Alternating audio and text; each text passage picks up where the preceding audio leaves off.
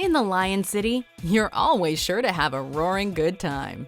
Welcome to MojoTravels, and for this guide, we're visiting Singapore, an island city-state that, although modest in size, packs in a whole lot to see and do, more than enough to fill a 24-hour period. Are you a fan of our videos? Be sure to subscribe to MojoTravels and ring the bell to be notified about our latest videos. Everything that Singapore does, it does well. Whatever motivates you to travel, whether it's food, architecture, art, shopping, or beautiful green spaces, Singapore is sure to deliver. And with its world-renowned mass rapid transit or MRT subway system, getting around is a breeze. Of course, in a city with so much to see, you'll likely also be happy walking to get around. Please note that we won't be focusing on food for this video, but foodies should check out our video on how to eat your way through a day in Singapore. Before diving into our day, we just want to start off by pointing out that Singapore's Changi Airport is a destination in its own right. It's one of the most modern, green, beautiful, and functional airports anywhere in the world. So be it on your way in or out of the city, make sure to set aside some time to really appreciate all that Changi has to offer. Many of the sites and attractions we'll be checking out on our trip are fairly concentrated near and around central Singapore's southern coast. To begin our day, however, we start a little further east in the Dong-Joo district. Things move a bit slower in this colorful and culturally rich part of the city, giving you a glimpse into a local lifestyle that's less glamorous and more cozy and quaint. This residential neighborhood was historically inhabited by Peruvians, Chinese immigrants who settled in Malaysia and developed their own distinct culture. With its eye-catching architecture and laid-back atmosphere, Katong is the perfect place for an early morning stroll. Like we said, Singapore as a city and country excels at most things, and museums are no exception.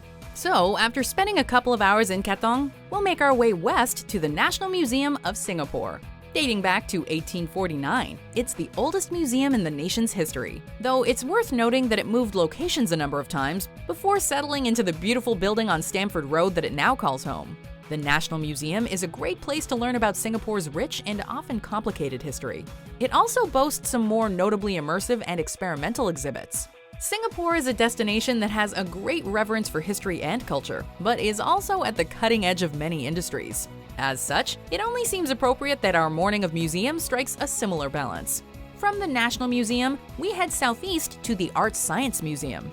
It's about a 25-minute walk, but on the way you can see one of Singapore's most famous landmarks, the Raffles Hotel, which dates back to 1887 and is actually one of their national monuments. The Art Science Museum is situated at the iconic Marina Bay Sands Integrated Resort.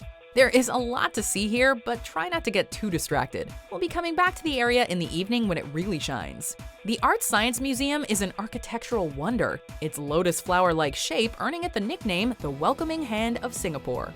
Here, you'll encounter a variety of high-tech, interactive, forward-thinking exhibits and programs that need to be experienced firsthand to really be appreciated, and are sure to blow away visitors of all ages.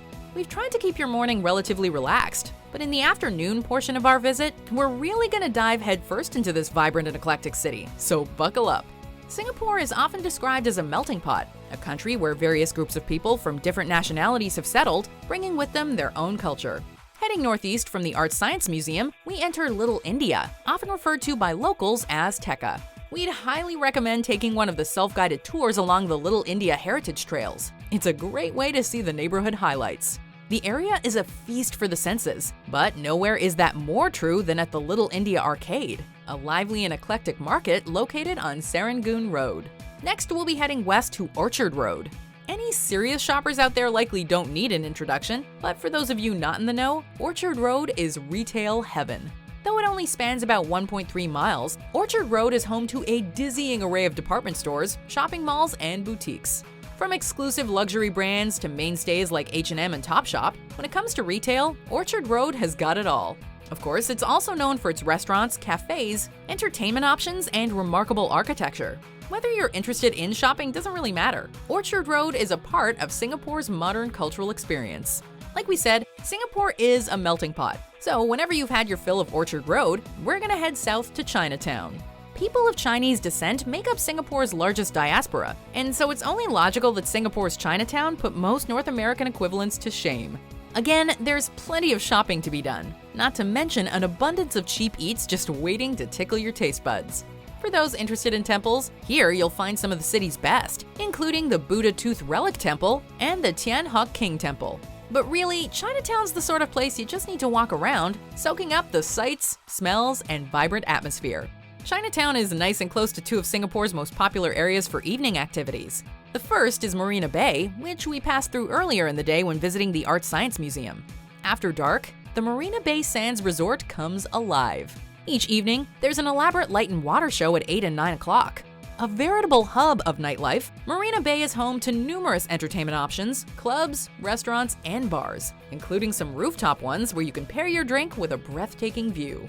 Right next to the Marina Bay complex is one of Singapore's most iconic, Instagrammable spots, the Gardens by the Bay.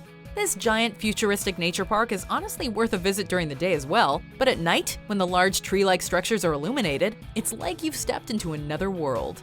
Peaceful, serene, and breathtakingly beautiful, a walk through the Gardens by the Bay is an experience you'll never forget, and one that you will surely be talking about for years to come. Another one of the must-visit attractions in the area is the Singapore Flyer, located just across the Benjamin Sheares Bridge on the other side of the Singapore River. Opened in 2008 and standing 541 feet in height, it's one of the world's tallest Ferris wheels. Its staggering height, coupled with the design of its capsules, makes it so the Singapore Flyer offers a truly incomparable view of the city. At this point, you might be ready to call it a night. If you're a real night owl and want to stretch your 24 hours in Singapore to its limits, however, you can always head upriver to Clarke Quay, another one of the city's best spots for nightlife, where the atmosphere is a bit more hard partying. The food is outrageous, the nightclubs are bumpin', the bars are elaborately themed, and the atmosphere is simply infectious. Seriously, it's like a theme park but for adults only. Of course, 24 hours is only enough to scratch the surface of what Singapore has to offer. If you had a little more time, what would you add to the itinerary? Do you agree with our picks? Check out these other great clips from MojoTravels, and be sure to subscribe and ring the bell to be notified about our latest videos.